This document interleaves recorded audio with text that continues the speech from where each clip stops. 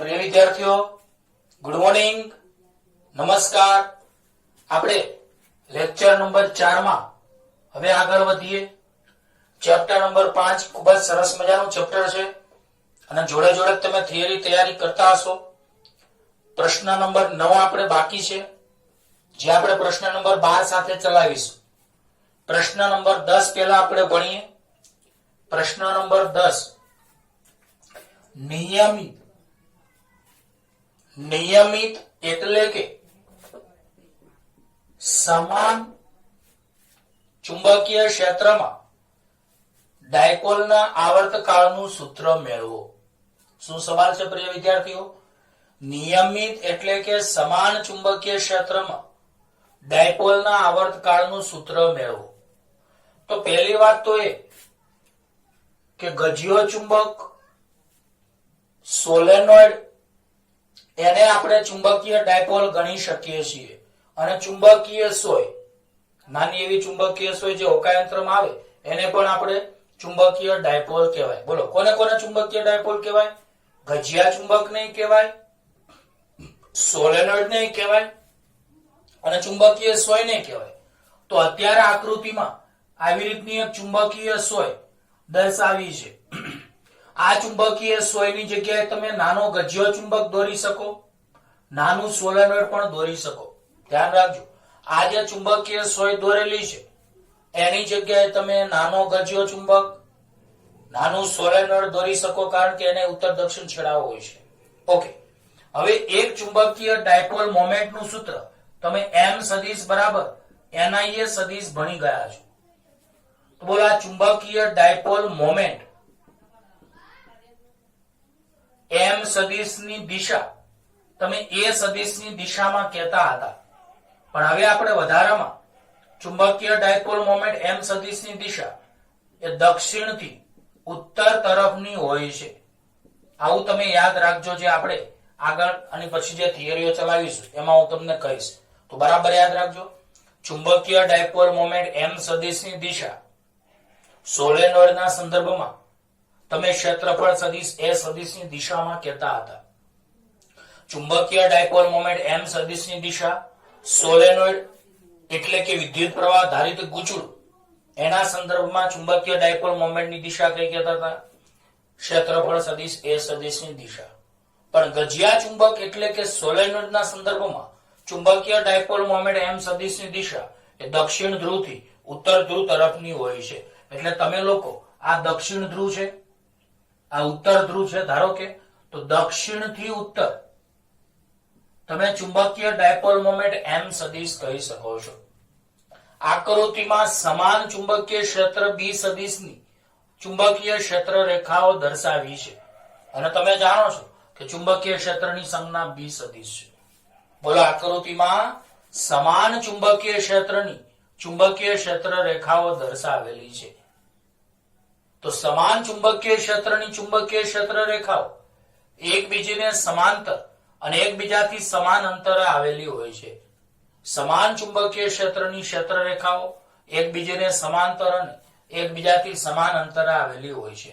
તો આકૃતિમાં દક્ષિણથી ઉત્તર ચુંબકીય ડાયપોલ મોમેન્ટ m સદિશ છે. આ ચુંબકીય ડાયપોલ મોમેન્ટ m સદિશ અને ચુંબકીય ક્ષેત્ર b સદિશ વચ્ચેનો ખૂણો થીટા છે. બોલો, આકૃતિમાં ચુંબકીય ડાયપોલ મોમેન્ટ m સદિશની દિશા દક્ષિણથી ઉત્તર એટલે m સદિશ અને b સદિશ વચ્ચેનો ખૂણો થીટા છે. હવે આપણે થિયરીમાં આગળ વધી, તો થિયરીમાં તમને શું ખબર પડી કે નિયમિત એટલે કે સમાન ચુંબકીય ક્ષેત્રમાં એક ચુંબકીય ડાયપોલ મૂકી છે, તો એના આવર્તકાળનું આપણે સૂત્ર મેળવવાનું છે. તો પહેલા તો આપણે સમજીએ આકૃતિનું વર્ણન, કે આકૃતિમાં નિયમિત ચુંબકીય ક્ષેત્ર b સદિશમાં ચુંબકીય ક્ષેત્ર સાથે થીટા કોણે દર્શાવી છે?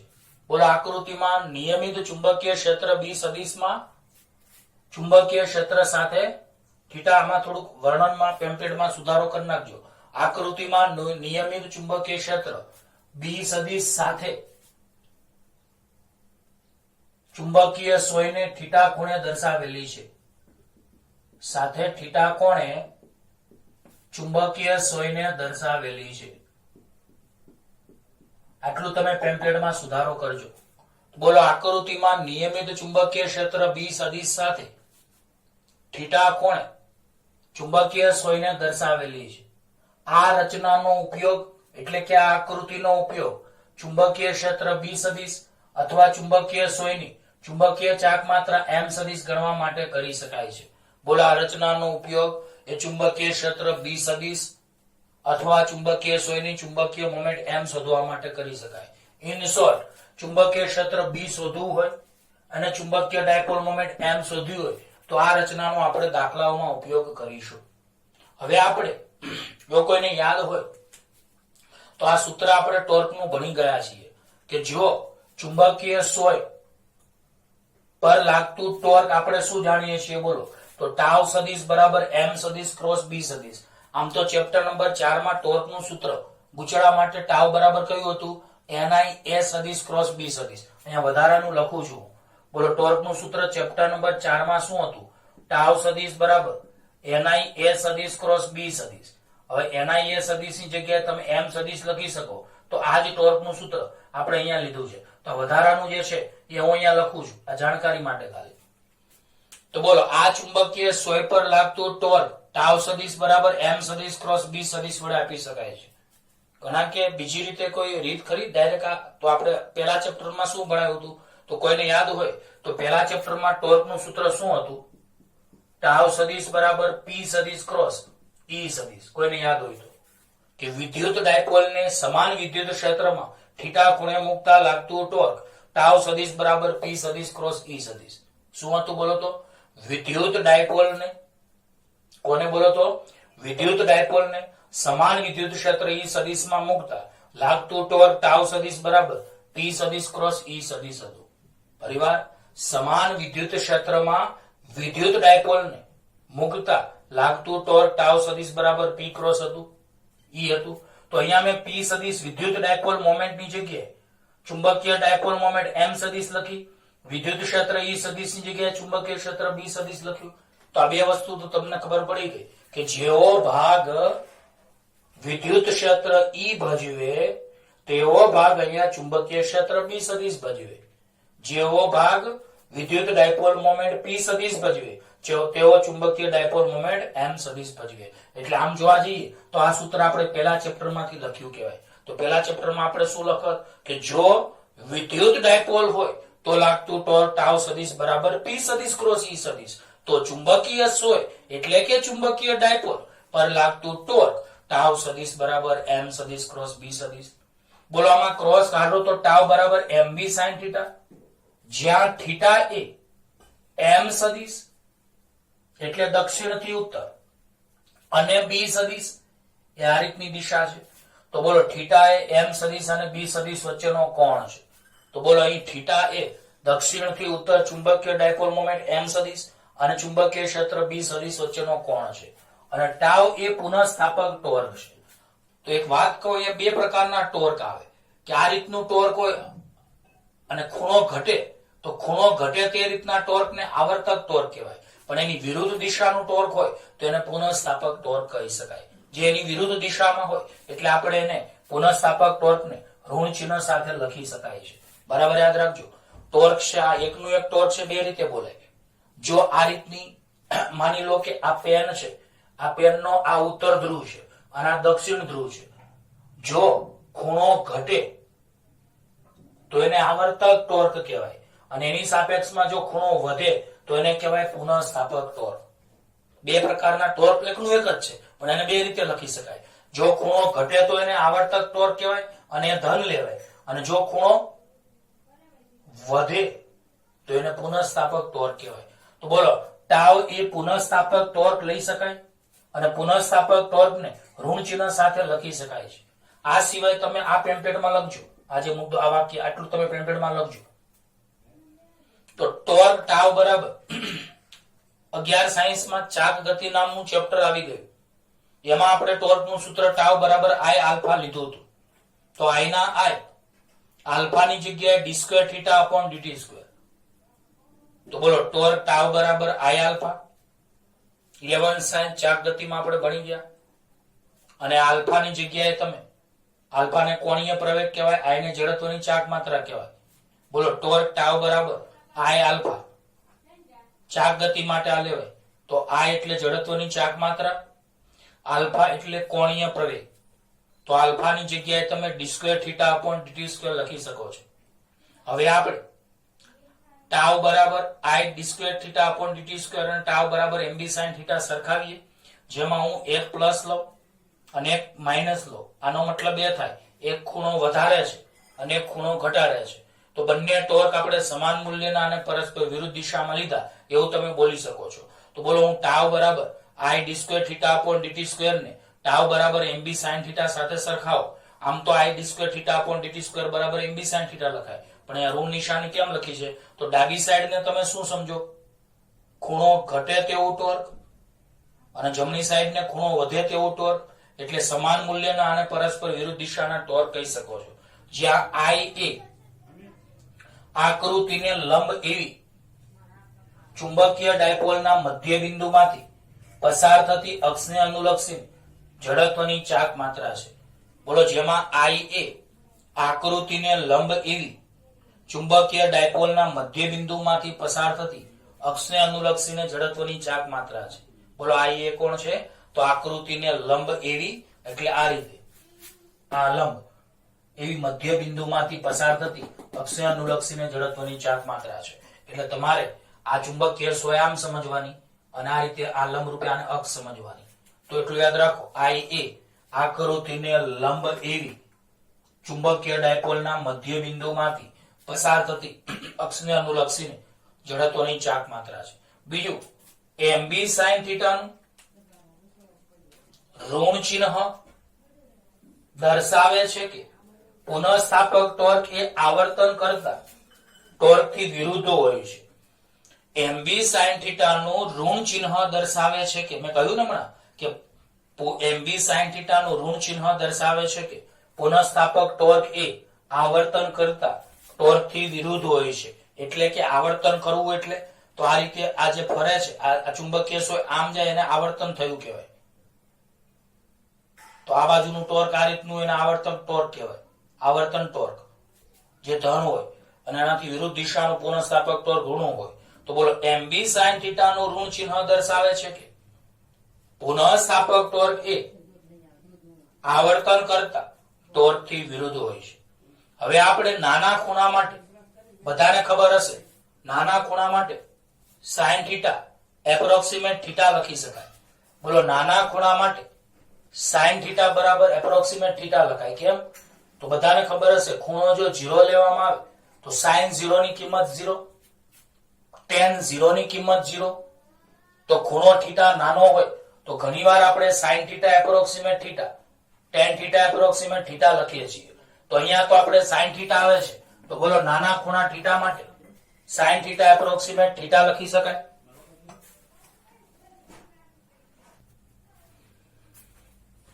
તો હવે આપણે નાના ખૂણા થીટા માટે સાઇન થીટા એપ્રોક્સિમેટ થીટા લખીએ તો આ જે સૂત્ર છે એમાં સાઇન થીટા ની જગ્યાએ થીટા લખી શકાય. એટલે I D square theta upon DT square, I D square theta upon DT square બરાબર માઇનસ એમબી સાઇન થીટા ની જગ્યાએ થીટા. તો બોલો I D square theta upon DT square બરાબર માઇનસ એમબી સાઇન થીટા ની જગ્યાએ થીટા. હવે સમીકરણ નંબર 2 ની ડાબી બાજુ એ આપણે અહીંયા I D square theta upon DT square એમને અને જમણી બાજુમાં માઇનસ એમબી સાઇન થીટા ની જગ્યાએ થીટા લખ્યા. આ સમીકરણ નંબર 3 આવ્યું. હવે આ આઈ ને તમે છેદમાં લઈ જાઓ તો D square theta upon DT square બરાબર minus MB upon I into theta આવે. અને જો કોઈને યાદ હોય આપણે દોલનો નામનું ચેપ્ટર ચાલ્યું હતું ત્યારે આપણે વિકલ સમીકરણ આવ્યું હતું. રેખીય ગતિ માટે વિકલ સમીકરણ D square Y upon DT square બરાબર માઇનસ ઓમેગા સ્ક્વેર વાય અથવા D square X upon DT square બરાબર માઇનસ ઓમેગા સ્ક્વેર એક્સ. પરંતુ આ ચાક ગતિ છે, ચાક ગતિ માટે એક્સ ની જગ્યાએ થીટા થીટા આવે. તો બોલો D square theta upon DT square બરાબર માઇનસ ઓમેગા સ્ક્વેર થીટા, જે કોણીય સરળ આવર્ત ગતિના સમીકરણ જેવું છે. બોલો D square theta upon DT square બરાબર માઇનસ ઓમેગા સ્ક્વેર થીટા, જે કોણીય સરળ આવર્ત ગતિના સમીકરણ જેવું છે. તો અહીંયા તમારે આ વિકલ સમીકરણ એ આગળના ચેપ્ટર નંબર 7 માં પણ આપણે કામ લાગશે, એટલે ધ્યાન રાખજો. કોણીય સરળ આવર્ત ગતિ એટલે કે ચાક ગતિનું સમીકરણ d2θ/dt² બરાબર -ω²θ. તો હવે આપણે સરખામણીને કરીએ. ઉપરના સમીકરણની આની સાથે સરખામણી કરો તો d2θ/dt² ના d2θ/dt², થીટા ના થીટા, ω² ની જગ્યાએ mb/i તમે લખી શકો છો. એટલે સરખામણી કરો તો ω² બરાબર mb/i, એટલે ω² બરાબર mb/i આવે. બંને બાજુ વર્ગમૂળ કરો તો ω બરાબર વર્ગમૂળમાં mb/i. ω ની જગ્યાએ 2π/t બરાબર વર્ગમૂળમાં mb/i. અને આને ઉલટાવી દો તો t/2π બરાબર વર્ગમૂળમાં i/mb. 2π ભાગાકારમાંથી ગુણાકારમાં લઈ જાઓ તો t બરાબર 2π √i/mb આવી ગયું. તો આ સૂત્ર દાખલા માટે કામનું છે, એટલે યાદ રાખજો. કોનું સૂત્ર છે બોલવા? તો નિયમિત ચુંબકીય ક્ષેત્રમાં ડાયપોલના આવર્તકાળનું સૂત્ર. નિયમિત ચુંબકીય ક્ષેત્રમાં ડાયપોલના આવર્તકાળનું સૂત્ર t બરાબર 2π √i/mb. જેમાં i એટલે જડત્વની ચાક માત્રા, સ્મોલ m એટલે ચુંબકીય ડાયપોલ મોમેન્ટ અને b એટલે ચુંબકીય ક્ષેત્ર. વધારામાં આપણે એક સૂત્ર બીજું પણ જરૂરી છે, જે દાખલા માટે ઉપયોગી છે. મેં તમને કહ્યું એમ કે અહીં તમને કીધું છે કે આ રચનાનો ઉપયોગ ચુંબકીય ક્ષેત્ર b સદિશ અને ચુંબકીય ડાયપોલ મોમેન્ટ m સદિશ શોધવા માટે કરી શકાય. આ રચનાનો ઉપયોગ ચુંબકીય ક્ષેત્ર b સદિશ અને ચુંબકીય સોયની ચુંબકીય ચાક માત્રા m સદિશ કેવી રીતે? તો આ સૂત્રની મદદથી. જો આમાં b ને કરતા બનાવી શકો એ કેવી રીતે? તો જો આ જે સૂત્ર છે એમાં તમે બંને બાજુ વર્ગ કરો તો અહીંયા t નો વર્ગ, અહીંયા 2π નો વર્ગ એટલે 4π², અહીંયા વર્ગ વર્ગનું ઉડી જાય એટલે i/mb. તો અહીંયા t નો વર્ગ, અહીંયા 4π², વર્ગ વર્ગનું ઉડી જાય તો i/mb. હવે આપણે આમાં b ને કરતા બનાવો તો b બરાબર b ભાગાકારમાંથી ગુણાકારમાં, 4π² ભાગાકારમાંથી ગુણાકારમાં, t² ને છેદમાં લઈ જાઓ તો બોલો આ b ભાગાકારમાંથી ગુણાકારમાં એટલે b અહીંયા આવ્યું, બરાબર ના બરાબર, 4π² ભાગાકારમાંથી ગુણાકારમાં એટલે 4π² આવે અને t² ગુણાકારમાંથી ભાગાકારમાં એટલે mt². તો આ સૂત્ર તમારે યાદ રાખવાનું. આ સૂત્રની મદદથી ચુંબકીય ક્ષેત્ર b તમે શોધી શકો છો. તો b બરાબર 4π² i/mt². અને જો ચુંબકીય ચાક માત્રા m અહીંયા લઈ લો અને b અહીંયા લઈ લો તો ચુંબકીય ચાક માત્રા શોધી શકાય. તો આ એકવાર રિવિઝન કરાવી દો વિદ્યાર્થી મિત્રો. થિયરી તમને મોઢે થઈ જવું જોઈએ, એવું લાગવું જ ન જોઈએ કે આપણે ક્લાસમાં નથી ભણાવતા. ક્લાસમાં જેમ ભણાવીએ તમને તૈયાર થઈ જાય એમ જ અહીંયા તમારે ધ્યાન દેવાનું એટલે કમ્પ્લીટ તૈયાર થઈ જાય. તો જો નિયમિત ચુંબકીય ક્ષેત્રમાં ડાયપોલના આવર્તકાળનું સૂત્ર, તો સૌપ્રથમ રચના કે આ તમે જો થોડું કહ્યું એમ મેં કે મારો વિડીયો જોવાનો આખો અને પેમ્પલેટમાં જે વધારાનું લખવા જેવું લાગે અને કોઈ સુધારો લાગે તો મહેરબાની કરીને જાતે કરી લો. તો આકૃતિમાં નિયમિત ચુંબકીય ક્ષેત્ર b સદિશ સાથે થીટા કોણે ચુંબકીય સોયને દર્શાવેલી છે. આકૃતિમાં નિયમિત ચુંબકીય ક્ષેત્ર b સાથે થીટા કોણે ચુંબકીય સોયને દર્શાવી છે. આ થોડી પ્રિન્ટિંગ મિસ્ટેક છે, શરૂઆતમાં સુધારજો. આ રચનાનો ઉપયોગ ચુંબકીય ક્ષેત્ર b અથવા ચુંબકીય સોયની ચુંબકીય ચાક માત્રા m સદિશ ગણવા માટે કરી શકાય છે. આ ચુંબકીય સોય પર લાગતું ટોર્ક કેવી રીતે આવ્યું? તો જેવી રીતે વિદ્યુત ડાયપોલને વિદ્યુત ક્ષેત્રમાં મુકતા લાગતું ટોર્ક ટાઉ બરાબર p ક્રોસ e, એવી રીતે ચુંબકીય સોય એટલે કે ચુંબકીય ડાયપોલ પર લાગતું ટોર્ક નીચે મુજબ લખી શકાય. ટાઉ સદિશ બરાબર m સદિશ ક્રોસ b સદિશ, માટે ટાઉ બરાબર mb sin થીટા, જ્યાં થીટા એ m સદિશ અને b સદિશ વચ્ચેનો કોણ છે અને ટાઉ એ પુનઃસ્થાપક ટોર્ક છે. પુનઃસ્થાપક ટોર્કને ઋણ ચિહ્ન સાથે લખી શકાય. બોલો, પુનઃસ્થાપક ટોર્કને ઋણ ચિહ્ન સાથે લખી શકાય. કેવી રીતે કહ્યું મેં કે પુનઃસ્થાપક ટોર્ક એ ખૂણો વધે તેમ હોય અને આવર્તક ટોર્ક ખૂણો ઘટે તેમ હોય. ખૂણો ઘટે તો આવર્તક ટોર્ક અને વધે તો પુનઃસ્થાપક ટોર્ક. હવે આપણે 11 સાયન્સમાં ટોર્કનું સૂત્ર ટાઉ બરાબર I આલ્ફા ભણી ગયા. I જડત્વની ચાક માત્રા, આલ્ફા કોણીય પ્રવેગ, આલ્ફાની જગ્યાએ d² θ/dt², તો આપણે બંને ટોર્ક સરખાવીએ તો ટાઉ બરાબર I d square theta upon dt square, એના બરાબર mb sin થીટા, પણ મેં અહીંયા ઋણ ચિહ્ન લખ્યું તો ડાબી સાઈડને તમે આવર્તક ટોર્ક કહી શકો, જમણી સાઈડને પુનઃસ્થાપક ટોર્ક. બંને સમાન મૂલ્યના, પરસ્પર વિરુદ્ધ હોય. અહીં I એ આકૃતિને લંબ એવી, એટલે આ રીતની લંબ, આકૃતિને લંબ એવી ચુંબકીય ડાયપોલના મધ્ય બિંદુમાંથી પસાર થતી અક્ષને અનુલક્ષીને જડત્વની ચાક માત્રા છે. જ્યાં I એ આકૃતિને લંબ એવી ચુંબકીય સોયને, ચુંબકીય ડાયપોલ અથવા ચુંબકીય સોયના મધ્ય બિંદુમાંથી પસાર થતી અક્ષને અનુલક્ષીને જડત્વની ચાક માત્રા છે. અહીં mb sin θ નું ઋણ ચિહ્ન દર્શાવે છે કે પુનઃસ્થાપક ટોર્ક એ આવર્તન કરતા ટોર્કથી વિરુદ્ધ હોય છે. તો મેં તમને કહ્યું કે ઋણ નિશાની શું દર્શાવે છે કે પુનઃસ્થાપક ટોર્ક એ આવર્તન ટોર્કથી વિરુદ્ધ હોય છે. હવે નાના ખૂણા θ માટે તમે sin θ એપ્રોક્સિમેટ θ લખી શકો. તો આ સમીકરણની ડાબી side I d square θ upon dt square એમ ની એમ, જમણી સાઈડમાં બરાબર -mb sin θ ની જગ્યાએ θ. હવે I ને તમે નીચે લઈ જાઓ તો d square θ upon dt square બરાબર -mb અપોન I ઇન્ટુ θ. હવે આપણે mb અપોન I ને ઓમેગા સ્ક્વેર કહી શકીએ, જે કોણીય સરળ આવર્ત ગતિના સમીકરણ જેવું છે. બોલો, જે કોણીય સરળ આવર્ત ગતિના સમીકરણ જેવું છે. તો આ તો મેં તમને કહ્યું કેવી રીતે આવ્યું. તો 11 સાયન્સમાં સરળ આવર્ત ગતિ નામનું ચેપ્ટર હતું, એમાં રેખીય ગતિ માટે વિકલ સમીકરણ d square x upon dt square બરાબર -ઓમેગા સ્ક્વેર x આવતું હતું.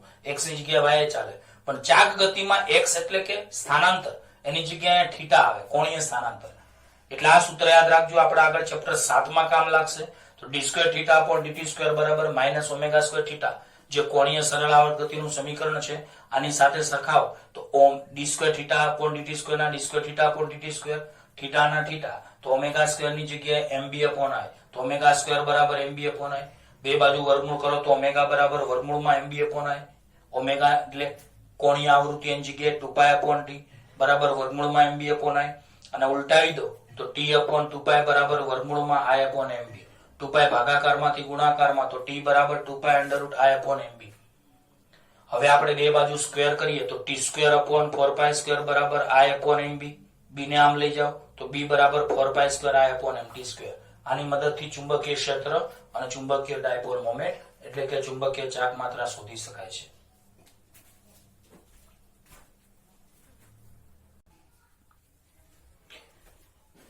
હવે પ્રિય વિદ્યાર્થીઓ, આપણે સ્થિતિ ઉર્જાની વાત કરીએ તો તમે લોકો ચેપ્ટર નંબર 2 માં આવું ભણાવ્યું હતું કે વિદ્યુત ક્ષેત્ર E સદિશમાં સમાન વિદ્યુત ક્ષેત્ર E સદિશમાં વિદ્યુત ડાયપોલને મૂકવામાં આવે. સમાન વિદ્યુત ક્ષેત્ર E સદિશમાં વિદ્યુત ડાયપોલને મૂકવામાં આવે તો બોલો, ઋણથી ધન વિદ્યુત ડાયપોલ મોમેન્ટ P સદિશની દિશા અને ખૂણો θ. તો બે મુદ્દા તમારે ચેપ્ટર નંબર 1 અને ચેપ્ટર નંબર 2 ના તમને યાદ હશે. પહેલો મુદ્દો કે સમાન વિદ્યુત ક્ષેત્ર E સદિશમાં વિદ્યુત ડાયપોલ મુકતા, સમાન વિદ્યુત ક્ષેત્ર E સદિશમાં વિદ્યુત ડાયપોલ મુકતા લાગતું ટોર્ક ટાઉ સદિશ બરાબર P સદિશ ક્રોસ E સદિશ, અને સ્થિતિ ઉર્જા કોઈને જો યાદ હોય તો U બરાબર માઇનસ P સદિશ ડોટ E સદિશ. તમે ચેપ્ટર નંબર 2 માં આ સૂત્ર મેળવ્યું હતું અને આ સૂત્ર ચેપ્ટર નંબર 1 માં મેળવ્યું હતું, પણ આટલો ડિટેલ અભ્યાસ અહીંયા જરૂરી નથી. તો આવી જ રીતે તમે સમાન ચુંબકીય ક્ષેત્ર B સદિશમાં કોઈ ચુંબકીય સોય એટલે કે ચુંબકીય ડાયપોલ, આપણે હમણાં આકૃતિ દોરી ત્યાંની આગળની આકૃતિમાં દક્ષિણથી ઉત્તર ચુંબકીય ડાયપોલ મોમેન્ટ M સદિશની દિશા, અહીં θ એ વિદ્યુત ડાયપોલ મોમેન્ટ P સદિશ અને વિદ્યુત ક્ષેત્ર E સદિશ વચ્ચેનો ખૂણો છે, અને અહીંયા θ એ વિદ્યુત ચુંબકીય ડાયપોલ મોમેન્ટ M સદિશ અને ચુંબકીય ક્ષેત્ર B સદિશ વચ્ચેનો ખૂણો છે. તો બોલો, અહીંયા જેવી રીતે ટોર્ક ટાઉ બરાબર P ક્રોસ E આવતું હતું, એમ અહીંયા ટાઉ બરાબર એમ સદિશ ક્રોસ બી સદિશ હતું. એવી જ રીતે અહીંયા સ્થિતિ ઉર્જા તમે યુ બરાબર માઇનસ વિદ્યુત ડાયપોલ મોમેન્ટ પી સદિશની જગ્યાએ ચુંબકીય ડાયપોલ મોમેન્ટ એમ સદિશ, વિદ્યુત ક્ષેત્ર ઈ સદિશની જગ્યાએ ચુંબકીય ક્ષેત્ર બી સદિશ. આવી રીતે તમે ગણતરી કર્યા વગર ડાયરેક્ટ પણ સૂત્રો બનાવી શકો છો. બરાબર છે? આ બહુ જરૂરી છે એટલે એકવાર હું રિવિઝન કરાવું છું. સમાન વિદ્યુત ક્ષેત્ર ઈ સદિશમાં વિદ્યુત ડાયપોલ મોમેન્ટ પી સદિશને મૂકતા લાગતું ટોર્ક ટાઉ સદિશ બરાબર પી સદિશ ક્રોસ ઈ સદિશ અને સ્થિતિ ઉર્જા યુ બરાબર માઇનસ પી સદિશ ડોટ ઈ સદિશ. આ સૂત્ર આપણે ચેપ્ટર 1 અને આ સૂત્ર આપણે ચેપ્ટર 2 માં મેળવ્યું હતું, જ્યાં થીટા એ વિદ્યુત ડાયપોલ મોમેન્ટ પી સદિશ અને વિદ્યુત ક્ષેત્ર ઈ સદિશ વચ્ચેનો ખૂણો છે. આવી જ રીતે ચુંબકીય સોયને સમાન ચુંબકીય ક્ષેત્ર બી સદિશમાં મૂકવામાં આવે. બોલો, ચુંબકીય સોય એટલે કે ગજ્યો ચુંબક એટલે કે સોલેનોઇડ એટલે કે ચુંબકીય ડાયપોલ, બધાય નામ સરખા. ચુંબકીય સોય એટલે કે ગજ્યો ચુંબક એટલે કે સોલેનોઇડ ને સમાન ચુંબકીય ક્ષેત્ર બી સદિશમાં મૂકતા લાગતું ટોર્ક ટાઉ બરાબર એમ ક્રોસ બી, જ્યાં થીટા એ એમ અને બી વચ્ચેનો ખૂણો છે અને સ્થિતિ ઉર્જા તમે યુ બરાબર માઇનસ એમ સદિશ ડોટ બી સદિશ મૂકી શકો. સીધી ભાષામાં જેમ વિદ્યુત ડાયપોલ મોમેન્ટ પી સદિશ આવે તેમ ચુંબકીય ડાયપોલ મોમેન્ટ એમ સદિશ આવે. જેવી રીતે વિદ્યુત ક્ષેત્ર ઈ સદિશ આવે તેવી રીતે ચુંબકીય ક્ષેત્ર બી સદિશ આવે. ચલો હવે આપણે પ્રશ્ન નંબર 11 ભણીએ. તો હું થિયરીઓ ભણાય નહીં કરું, એક્સ્ટ્રા જે મુદ્દા આવતા હશે એ પણ હું તમને રિવિઝન કરાવીશ. આગળના જે 1 થી 4 ચેપ્ટર ચાલ્યા પ્રિય વિદ્યાર્થીઓ પાક્કામાં પાક્કા તમે મોઢે કરી નાખજો. શનિ રવિ આપણે લગભગ વિડીયો ઓછા હોય છે, મૂકતા નથી, તો એ દરમિયાન તમે 4 ચેપ્ટર બરાબર પાક્કા મોઢે કરી નાખો. બધી થિયરી, ઉદાહરણના દાખલા, સ્વાધ્યાયના દાખલા, વધારાના સ્વાધ્યાયના દાખલા, એટલે તમને મજા આવી જશે. ચલો પ્રશ્ન 11. ચુંબકીય ક્ષેત્રમાં મેગ્નેટિક ડાયપોલની સ્થિતિ ઉર્જાનું સૂત્ર મેળવો. મેગ્નેટિક એટલે ચુંબકીય. બોલો, ચુંબકીય ક્ષેત્રમાં મેગ્નેટિક ડાયપોલ એટલે કે ચુંબકીય ડાયપોલની સ્થિતિ ઉર્જાનું સૂત્ર મેળવો અને જુદા જુદા કિસ્સાઓ ચર્ચો.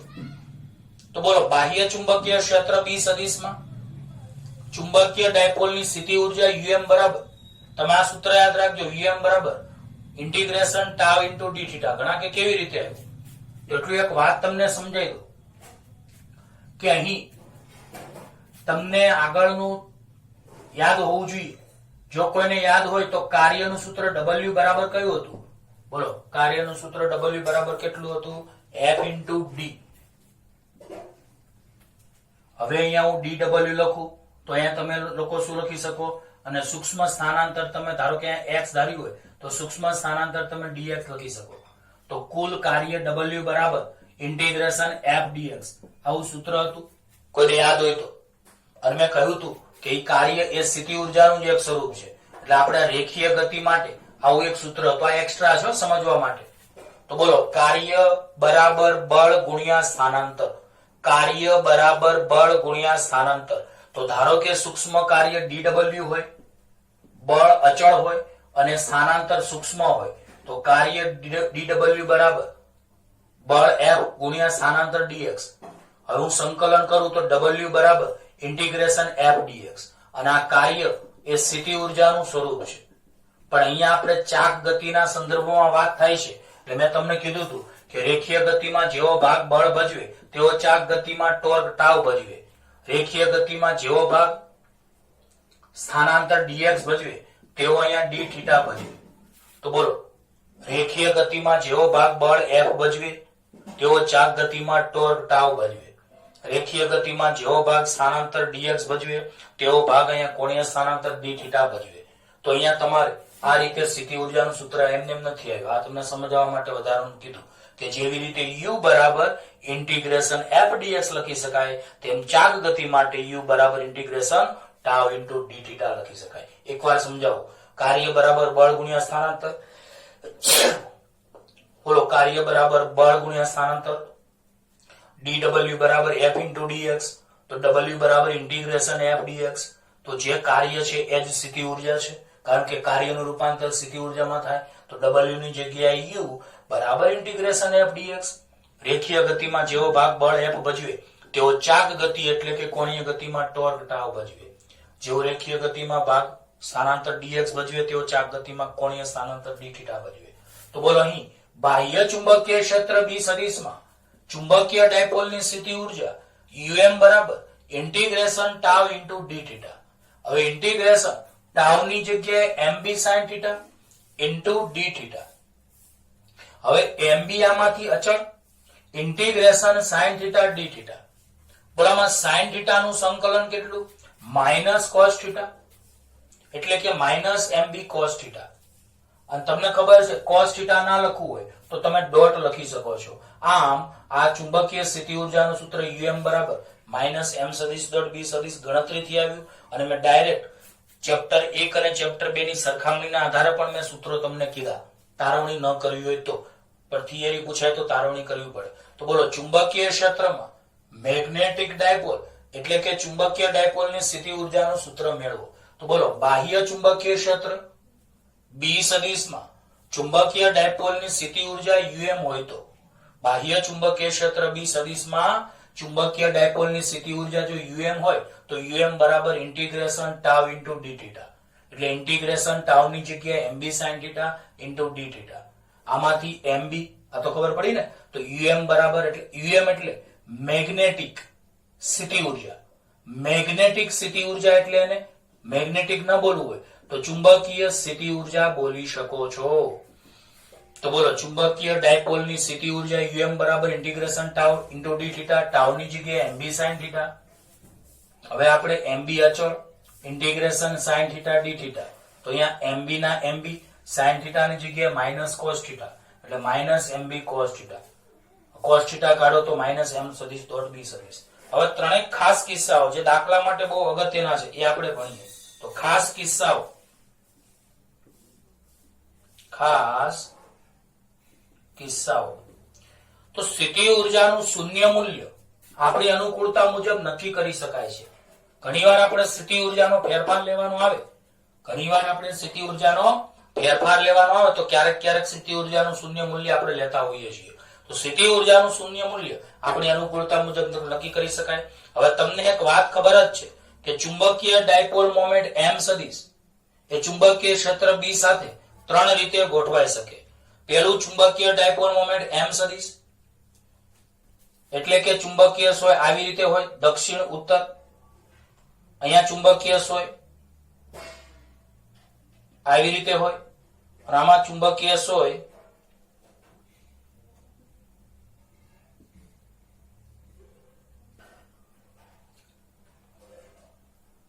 આવી રીતે હોય. તો તમે જોઈ શકો છો કે ચુંબકીય ડાયપોલ મોમેન્ટ m સદિશ ચુંબકીય ક્ષેત્ર B સદિશ સાથે લંબ છે એટલે થીટા બરાબર 90 નો ખૂણો બનાવે છે. બીજી આકૃતિમાં ચુંબકીય ડાયપોલ મોમેન્ટ m સદિશ ચુંબકીય ક્ષેત્ર B ને સમાંતર છે એટલે થીટા બરાબર 0 ખૂણો બનાવે છે. ચુંબકીય ડાયપોલ મોમેન્ટ m સદિશ એ ચુંબકીય ક્ષેત્ર B સદિશ સાથે પ્રતિ સમાંતર એટલે વિરોધી છે. B સદિશ આમ છે, ચુંબકીય ડાયપોલ મોમેન્ટ m સદિશ આમ છે એટલે કે 180 ડિગ્રીનો ખૂણો બનાવે છે. તો ત્રણ સ્થિતિ બરાબર યાદ રાખજો કે ચુંબકીય ડાયપોલ મોમેન્ટ m સદિશ ચુંબકીય ક્ષેત્ર B સદિશને લંબ છે એટલે કે થીટા બરાબર 90 ડિગ્રી. ચુંબકીય ડાયપોલ મોમેન્ટ m સદિશ ચુંબકીય ક્ષેત્ર B સાથે સમાંતર છે એટલે કે થીટા બરાબર 0 ખૂણો બનાવે છે. આ જ રીતે ચુંબકીય ડાયપોલ મોમેન્ટ m સદિશ એ ચુંબકીય ક્ષેત્ર B સદિશને પ્રતિ સમાંતર છે એટલે કે 180 ડિગ્રીનો ખૂણો બનાવે છે. હવે બોલો આમાં તમને ખબર પડે કે um બરાબર અહીંયા તમારે cos લખી શકો છો જો ડોટ ના લખવું હોય તો. બોલો આ સૂત્રમાં આપણે એકવાર થીટા બરાબર 90, એકવાર થીટા બરાબર 0, એકવાર થીટા બરાબર 180 મૂકીએ તો બોલો um બરાબર એટલે કે ચુંબકીય ડાયપોલની સ્થિતિ ઉર્જા um બરાબર -mb cos 90, um બરાબર -mb cos 0, um બરાબર -mb cos 180. cos 90 ની કિંમત 0 એટલે -mb cos 90 0 એટલે આ 0 થાય. આ જ રીતે um બરાબર -mb cos 0 એટલે 1 એટલે -mb થાય. આને કહેવાય લઘુત્તમ સ્થિતિ ઉર્જા. આ જ રીતે um બરાબર -mb cos 180 તો -mb cos 180 ની કિંમત -1 એટલે +mb થઈ જાય. પ્લસ આવે તો એને મહત્તમ સ્થિતિ ઉર્જા કહેવાય. તો બોલો um બરાબર -mb થીટા 90 તો cos 90 ની કિંમત શૂન્ય એટલે શૂન્ય. આપણે પેમ્પલેટમાં ડાયરેક્ટ લખ્યું હોય, આવી રીતે કિંમતો ના મૂકી હોય તો તમે ન મૂકો તો ચાલે, ખબર ડાયરેક્ટ પડી જાય તો ચાલે. ચોપડીમાં આપણે ડાયરેક્ટ લખ્યું છે. તો ચુંબકીય ડાયપોલ મોમેન્ટ um બરાબર શૂન્ય ક્યારે થાય તે સ્થિતિ તમને આકૃતિમાં દર્શાવી. હવે ચુંબકીય સ્થિતિ ઉર્જા um બરાબર -mb cos 0, થીટા બરાબર શૂન્ય હોય તો cos 0 ની કિંમત 1 એટલે -mb, તો આને કહેવાય લઘુત્તમ સ્થિતિ ઉર્જા. અને એટલું યાદ રાખો, માઇનસ આવે તો આ મહત્તમ સ્થાયી અવસ્થા કહેવાય છે. ટૂંકમાં સમાંતર હોય તો એને મહત્તમ સ્થાયી અવસ્થા કહેવાય, અને પ્રતિ સમાંતર હોય તો એને મહત્તમ અસ્થાયી અવસ્થા કહેવાય છે. એટલે દાખલામાં આપણે બહુ કામ લાગશે. બરાબર, બે મુદ્દા યાદ રાખજો. જો ચુંબકીય ડાયપોલ મોમેન્ટ m સદિશ ચુંબકીય ક્ષેત્ર b ને સમાંતર હોય, જો ચુંબકીય ડાયપોલ મોમેન્ટ m સદિશ ચુંબકીય ક્ષેત્ર b ને સમાંતર હોય તો એને મહત્તમ સ્થાયી અવસ્થા કહે છે. એટલે કે સ્થિતિ ઉર્જાનું મૂલ્ય ઋણ હોય તો એને કહેવાય લઘુત્તમ સ્થિતિ ઉર્જા. અને જો પ્રતિ સમાંતર હોય તો એને મહત્તમ અસ્થાયી અવસ્થા કહેવાય. અને આમાં ચુંબકીય ડાયપોલ ની સ્થિતિ ઉર્જા મહત્તમ હોય છે, એટલે કે ધન હોય છે. તો બરાબર યાદ રાખજો કે લંબ હોય તો ચુંબકીય સ્થિતિ ઉર્જાનું મૂલ્ય શૂન્ય, જો સમાંતર હોય તો ચુંબકીય સ્થિતિ ઉર્જાનું મૂલ્ય ઋણ એટલે કે લઘુત્તમ સ્થિતિ ઉર્જા, અને આને કહેવાય મહત્તમ સ્થાયી અવસ્થા. જો ચુંબકીય ડાયપોલ મોમેન્ટ ચુંબકીય ક્ષેત્રને પ્રતિ સમાંતર હોય તો ચુંબકીય સ્થિતિ ઉર્જા એ ધન આવે, એને કહેવાય મહત્તમ સ્થિતિ ઉર્જા, એટલે કે એને કહેવાય મહત્તમ અસ્થાયી અવસ્થા. ટૂંકમાં m અને b સમાંતર હોય તો એને કહેવાય મહત્તમ સ્થાયી અવસ્થા, અને m અને b પ્રતિ સમાંતર હોય તો એને કહેવાય મહત્તમ અસ્થાયી અવસ્થા. તો પ્રિય વિદ્યાર્થીઓ, અહીંયા આપણે 1 થી 11 થિયરીઓ પૂરી થઈ. વચ્ચે 9મી થિયરી બાકી છે, એ 12મી થિયરી સાથે ચાલશે. બંને સરખા જેવી છે એટલા માટે. ઓકે, ધન્યવાદ.